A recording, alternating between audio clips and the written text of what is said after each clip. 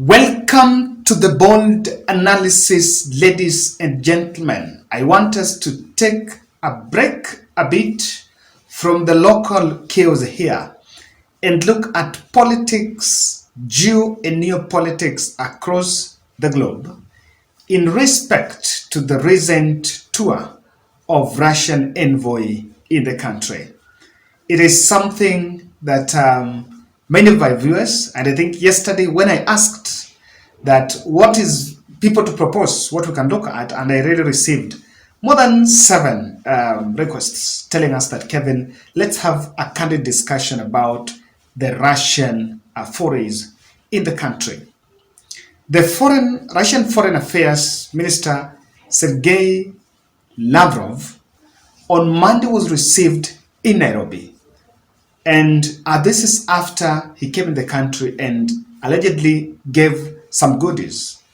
The Russian Foreign Affairs Minister would later then address a press briefing, a press conference live streamed in Telegram. And he said that while in Kenya, they discussed agriculture, telecommunications, trade, and upcoming Russia-African summit. And this is in respect to what has been happening in the country. He also made it clear that grain shortage in Africa was actually induced, geopolitically induced, an induced problem. And he called on special arrangement where countries will settle each other, will support each other in really fronting the BRICS. BRICS is India, Brazil, is a bloc that brings together Brazil, Russia, India, China, and South Africa. So in this podcast, let us dive deep and understand my PowerPoint on the Russian forays in this country.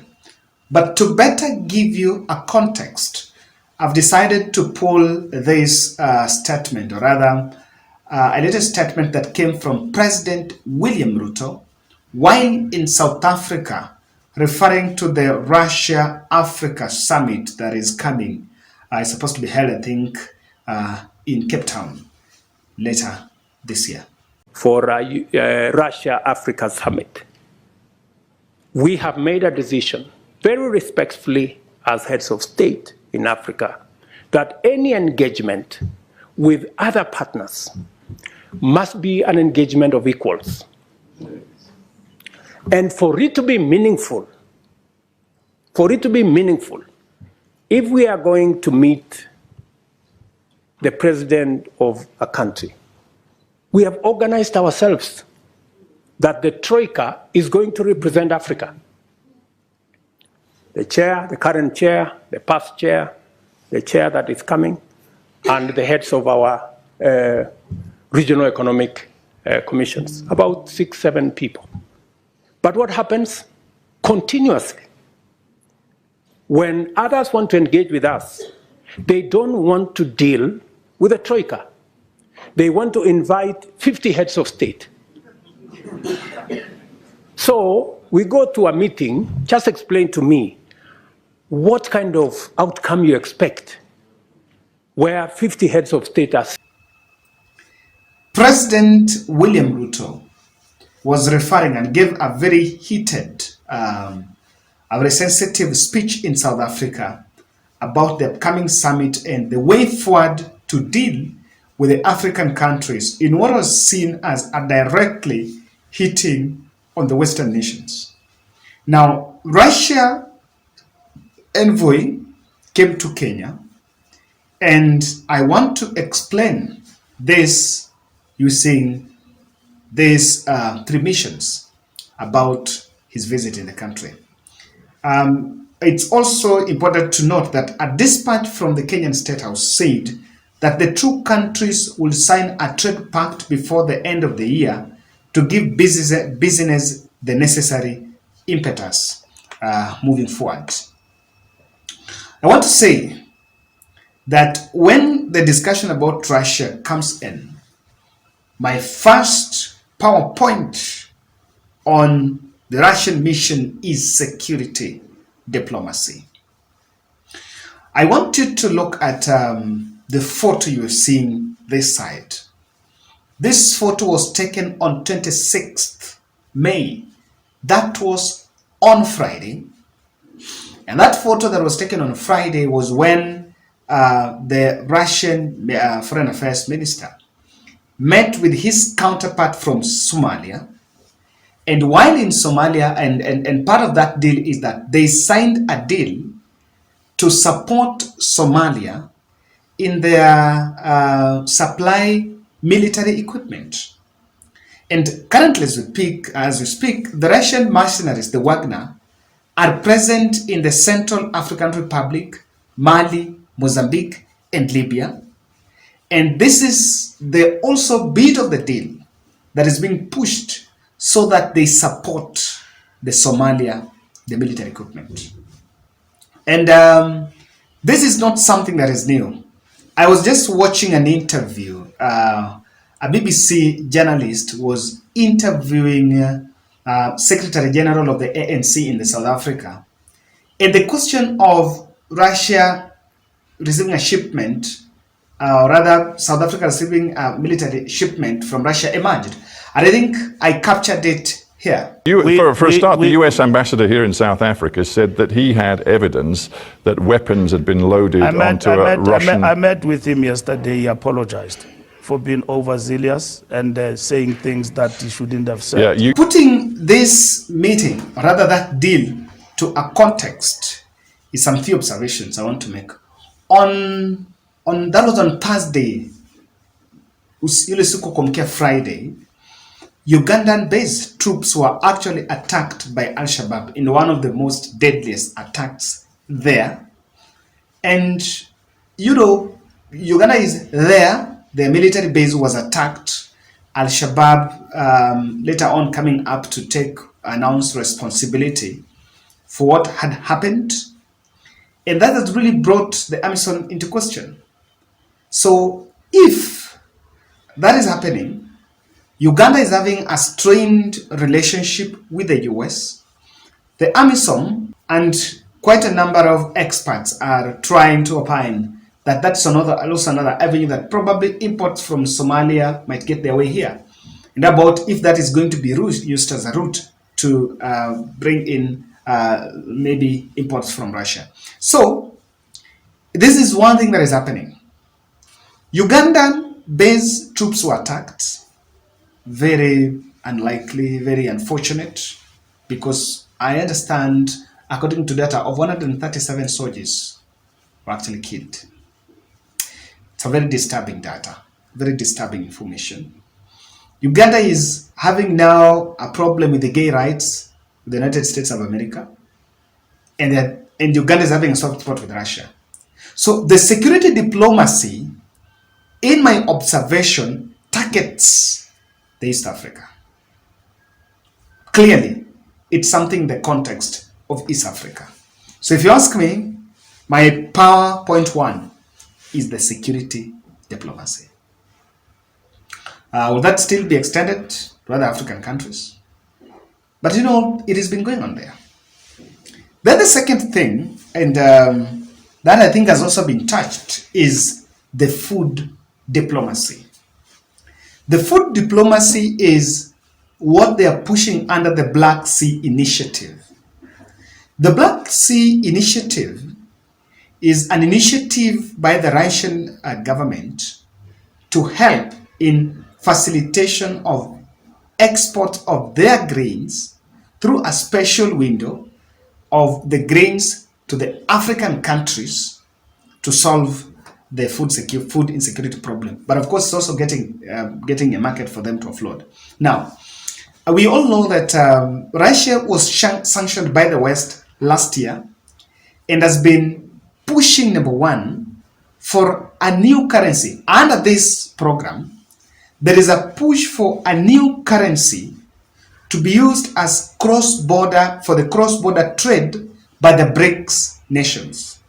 The BRICS nations is where there is Brazil, Russia, India, China, and South Africa. And there is also a mooted plan to include Kenya in the BRICS. Yeah, that is it. So the under food diplomacy, there is that Black Sea. That Black Sea is to allow for importation of the Russian grains to Africa. You know, Russia and Ukraine are the largest producers of wheat and of the grain in the world. So when that unfortunate incursion happened, of course, the supply chain was a little bit disrupted, or rather it shrinked because of the sanctions. So under the Black Sea Initiative, they're actually hiding under the guise of solving African problem, which is the food insecurity. But in real sense, it's also for them to get a market. And of course, it's a deal-to-deal agreement. So Russia is coming to Africa, and America is coming to Africa. Now, it is aimed, the establishment of the new currency under the BRICS nations is aimed at killing the US dollar, which is the dominant current trading currency globally. So the dollar is the largest, is actually the only currency in the oil sector, in the oil trading. So currently, BRICS is pushing it. And by that, that's one of the reasons why you see South Africa is really having a soft spot for the Russia. And under the BRICS, this will help save Kenya and Tanzania, and amongst and even other East African nations that are facing the dollar crunch. There is a mad rush for the dollar, and the dollar, Kenyan shilling, is not really stabilizing. So under the BRICS, if they can allow, they'll number one, negotiate for a standardized one, a current new currency, or number two, allow for payment of during this trade in the local currency, so that they depreciate the demand for dollar. So those two initiatives works under the food diplomacy. And it is under this that President William Ruto is having a very strong pitch on fertilizer subsidy. We were really told, partly of what was told is that we were given a gift, which is a consignment of free fertilizer from Russia. I'm one person that don't believe there is something called free. So there is nothing like free. It is just, we might find other means of paying back. So food diplomacy falls under that. Currently, and I remember people who follow the ball, you know, one of the things about we pride of is that we're normally very detailed and we try to pick a lot of data. You remember the Belarus tractor deal? The Belarus tractor deal, where the Kenyan government is planning to import some tractors from Belarus. And Belarus is one of the countries that is also sanctioned by the federal bank in the US, by the Fed in US, and actually is mostly a Russian sympathizer. And so this relationship is also supposed to help that, because there was a lot of questions about Kenya stumbling into some diplomatic stuff if they trade with a country that was already sanctioned over the Russian war. So if you remember, this is something that is going on there, and they've known very well that one of the problems that is affecting the African nations is the issue of food security. The other third PowerPoint is the African stake in United Nations Security Council reforms. Russia supported reforms at the UN, United Nations Security Council. The 15-member body, whose decisions are binding to the entire United Nations member states, has no single representative from Africa with veto powers. So the only countries that have representative with veto powers is actually the US, France, China, Russia. US, France, UK, China, Russia. So there is no single representation from Africa. And Africa is pushing for a reform of that so that they can also get a representation in that UN Security Council. And according to the reports, Of course, there is a bit of pushback between what is to be held on this end. They're actually pushing to make sure that Africa gets at least a representation, and that's why Africa is pushing for it. I fully support that because the stake of the African continent in the global organizations like the UN cannot be minimized. It can no longer be the same because here there is a very mad scramble. In fact, if you ask me, is the third scramble for Africa is currently going on. And because there is that scramble, that means there is something really good here in the globe. Now, there is something I didn't mention, but I need just to finish up as I conclude this podcast. The Russia-Africa summit that is supposed to be held. President William Ruto spoke harshly, not harshly, but decisively about the stake. And he was saying that because the African Union, or rather Africa has a trachea, and through that trachea, anyone engaging with Africa will have a structured, well-structured talk. And I fully support that because you cannot call all the heads of state and put them in a room and give them 2 or 3 minutes to speak each. Then people go back and you give them, some few, take photos, and people come back to their countries with the photos. I really support, and in fact, I'm not so much acquainted with the trachea, but I think they're talking more of a secretariat of how they have appointed some few heads of state in Africa to represent them through that trachea. And the summit is actually targeting the foreign affairs ministers from the African countries. So if that is it, I look at that more productive. And probably the envoy, the Russian envoy, was in the country to try to whip and is trying to push the agenda of making sure that the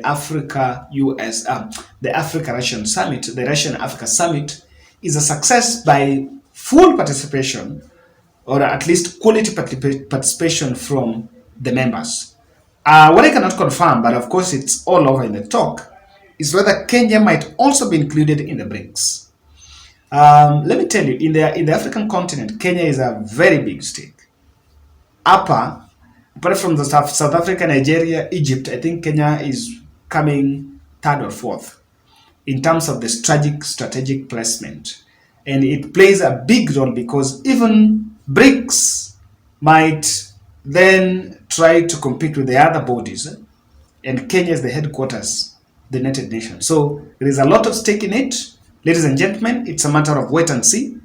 And we are going to see the outcome of this. That is my podcast. And I want to say a big thank you to Michael Nyamoi.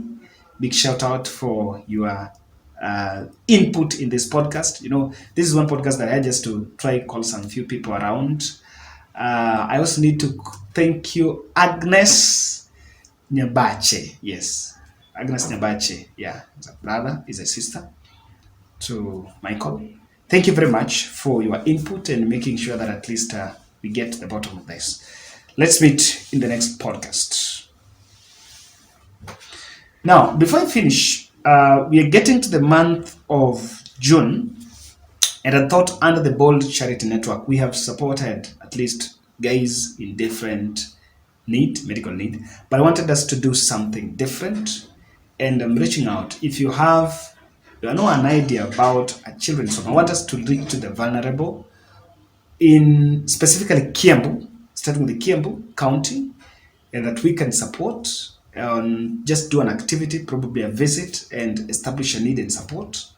That will be great, so that we also do it differently. So you can reach out to me, share with me a couple of children's home dealing with maybe children with disability, children disability, or maybe holding special persons, or we can even think of a prison. But share with me any links or any referrals from Kiambu.